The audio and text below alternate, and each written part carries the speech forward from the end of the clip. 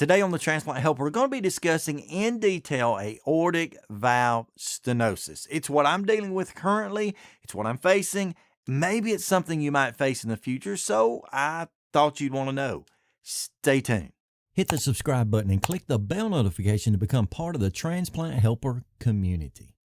Hey folks, welcome to Transplant Helper today. My name is Jim Merle. As I said a moment ago, yes, today we're talking about aortic valve stenosis. Not only what it is, what are some of the causes that bring this problem up in our lives, what are our treatment options, and generally speaking, toward the end of this, what are the actual outcomes of having a procedure maybe versus not having a procedure. Now, the way I'm going to be doing this video is basically I'm going to be interviewing myself. So I'm going to ask the questions, and then I'm going to turn around and give the best educated answer I can based upon the question at hand. So let's jump right in.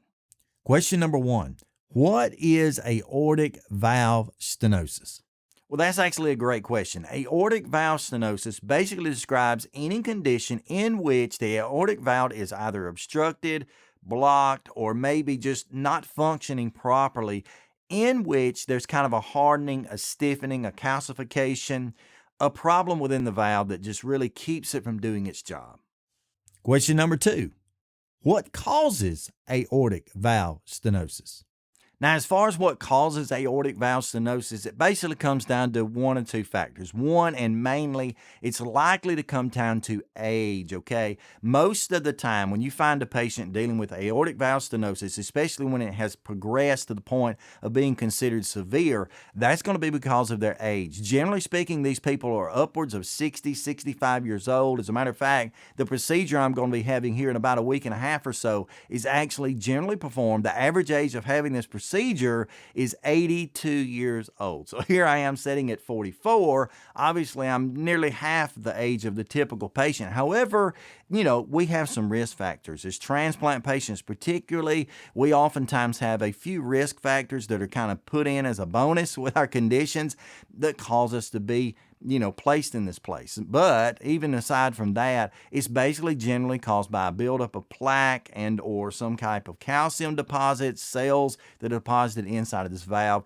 that basically ruins it, and that generally comes with age. However, it can also occur because of the fact maybe you, like I was as a child, and my donor as well, were born with what's known as a bicuspid valve. Now, basically a bicuspid valve, typically the aortic valve is what's called a tricuspid valve, meaning there are 3 leaflets that open and close inside of that valve, allowing it to function, to let blood go out of it and then yet not be pulled back into it. However, if you're born with a bicuspid valve, that implies you only have 2 of those leaflets, and so the manner and the way that it closes is just kind of altogether different. And that valve, that bicuspid meaning 2 leaflets, simply doesn't perform as well as the typical and what should be there, the tricuspid valve. And so I'm dealing with this more or less because of that. Now, there's one more factor that could come in, and that is it generally could also be caused by some sort of a virus, okay? You hear about people having a virus or,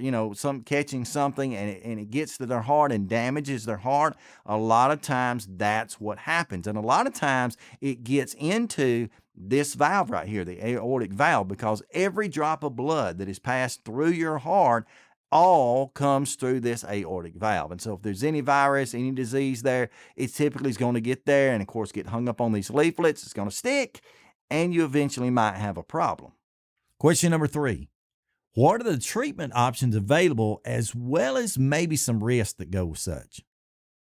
As far as treatment options goes, that's where there's a little bit of good news and a little bit of bad. First and foremost, for treatment options, the most widely used treatment option for aortic valve stenosis and the replacement of that valve is going to be a full-blown open heart surgery. Yeah, the kind we went through when we were going into transplant, most of us, basically they take and split the entire chest open up the sternum, go in, basically access your heart, put you on heart bypass, so arrest the heart completely, put you on a heart-lung bypass machine, and then go in and cut the aorta so they can get down inside to the valve and make a replacement. Now, obviously that's the most invasive. Obviously that is the most dangerous part of the procedure, and it's one that I didn't really want to have to face. So when other options were at least discussed, I really got a little bit more excited, partly of which was a secondary option, which is basically where they do the same thing, but without the sternal break. They go in and cut a small incision. I say small, it's really not small to them, 4-inch or so incision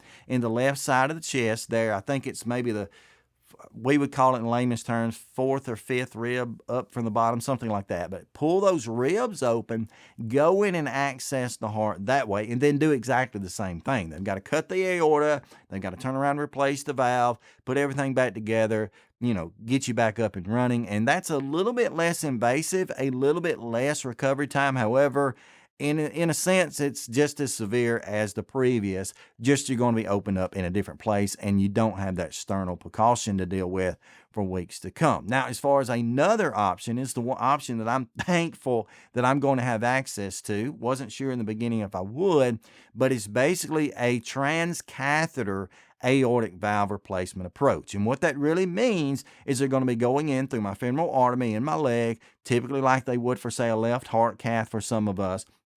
You're going to come in and do the same type of procedure where they pass in that lead wire. It comes up around the aortic arch, goes down into the valve. Then they turn and follow that with a catheter, which goes in. They can do a little bit of last-minute pressure checks, investigation. On that, expand out a balloon, which will basically open up the old aortic valve, which is stenosed, open up a balloon, and then pass through that, in my procedure at least, basically a hybrid. It's kind of going to be a cow valve, so a real tissue valve, but a cow valve attached to what would be normally just considered as a stent. And so they're going to be able to drop that down in after they ballooned out that aortic valve, drop that down through the middle of it, basically like an umbrella, pop the stent open. That will hold into place and open up that new cow valve is what I'm getting, and hopefully take care of the problem. So your treatment options are varied, anywhere from open heart all the way down to the second part of that, just cutting in the side of the chest, down to the most minimal treatment here as far as how we recover and the difficulty of it, which is in the cath. However, let me be clear about this. My procedure is not going to be done inside of a cath lab, okay? They can't do this procedure inside of a cath lab because they need a fully and complete sterile environment, which, by the way, your cath lab is not that. It's a sterile but not a fully sterile environment. They need to do this in an OR situation, not only so they have the sterile environment, but also so that they can really allow themselves to be able to do whatever they need. In the South, we call that backing up and punting. And that means, if they get to a place down a field, like a football analogy, get to a place down the field where they're not moving forward and progressing like they need to, and they decide they need to choose another option like to punt, they can back up and do that. So that could be as much as taking me, in a cath type situation, and then sadly having to go around and open me up anyway. So that sternal break is still a possibility, not likely, but it's still a potential there. Now, some might ask, in addition to that, basically whether it's better to have a certain type of valve. They basically got the valves that we're traditionally used to, which are what are known as the pig valve in our terms. They also have the mechanical valve, which is the other option there. And now in the middle, they've got this cow valve, this hybrid valve, which seems to do a little bit better. Now, the differences between are pretty major on one end of the spectrum to the other. The pig valve, they expect to last anywhere from, on the lowest end, maybe 5 years, on the highest end, 10 years, although I talked to someone last night who'd had one for 18 years, so more power to you, go at it. To the mechanical valve, which basically they don't have an expectancy on that. They expect it to last at least 20 years plus. They don't really know how long it'll last. But the difficulty with that mechanical valve is you'll be on blood thinners the rest of your life, okay? And some of us have been on blood thinners before. You know the dangers, you know the risk, especially the risk of strokes and just problems that can come with that. But if you choose to have one of those tissue valves, whether it be pig valve or, again, in my case, the cow valve, you won't be on near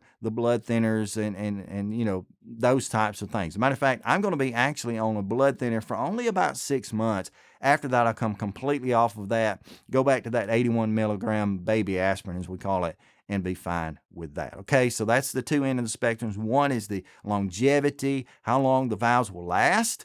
The other is, basically how you have to deal with it, and that's whether or not you're going to be on the thinners or not. But those are the treatment options that we have. Now, as far as the risk, you can understand easily. I didn't have to say it out loud really, but you can understand the risk. Full open heart surgery has much more of a higher risk than a cath type procedure. Okay, so as far as the risks go, yeah, they're very different. So you have to make your choice. And by the way, it is your choice. Your doctors will help you to make that decision if you've placed in this position, and you make the choice that's best for you. Question number 4.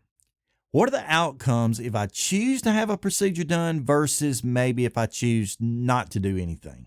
Now, as far as outcomes go, this is another one of those questions where there's some really good news on the one hand and some really, really bad news on the other. And the really good news comes down to the fact that if you choose to be treated, and I mean by that, basically any type of valve replacement as a treatment, whether it's full open heart, whether it's the transcatheter method or somewhere in between, whether you choose the pig valve, the cow valve, or the mechanical valve, if you choose to be treated, this is definitely treatable and the outcomes can be great. As a matter of fact, I've been insured and fully expect that if I have this valve replacement, which I plan to on the 20th of June, that if I have this, I will probably come out of that surgery after the little bit of recovery period and be better than ever. And that comes down to the fact that number one, I was born a congenital patient with a different disorder as well as a bicuspid valve. My donor had the bicuspid valve. Now I've got this aortic stenosis. But once this valve was replaced, my new heart that I got from my donor 6 years ago is going to be top notch in 100%. Okay, so there's a potential there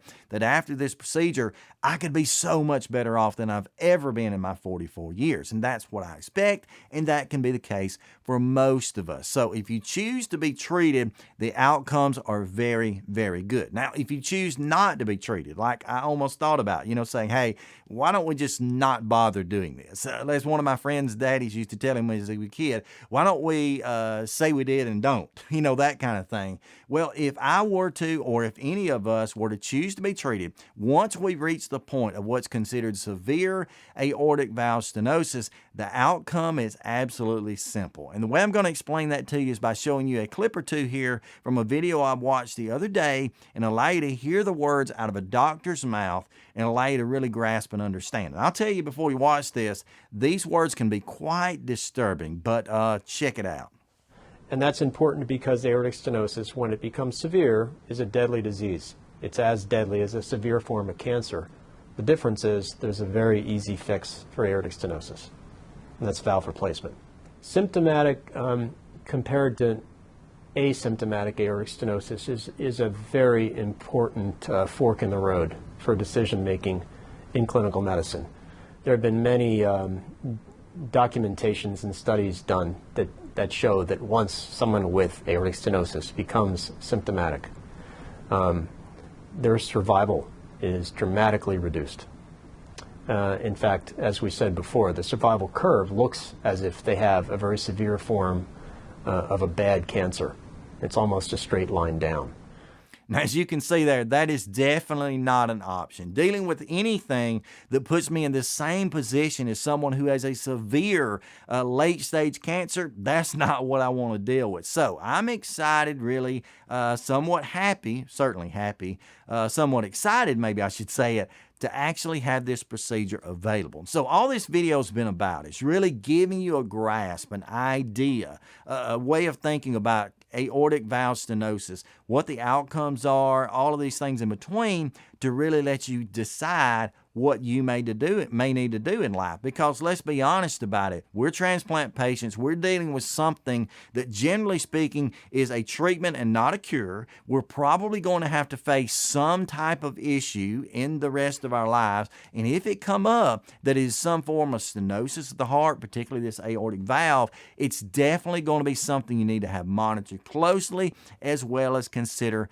having it replaced, okay? That way you can go back to living the best life that you can. I certainly appreciate you watching this video. If you haven't already kind of understood what I'm dealing with here, I've mentioned it several times, what I'm facing. I'm going to pop up a few videos here on the side of the screen that will give you some insight as to where I am, what exactly is going on with me, as well as another video that really goes into kind of judging and discovering maybe even a condition like this. I hope since you're on YouTube, you'll check those out. While you're there, give me a like, a subscribe, hit the bell notification. I would definitely appreciate it. But until next time, stay stronger, friends.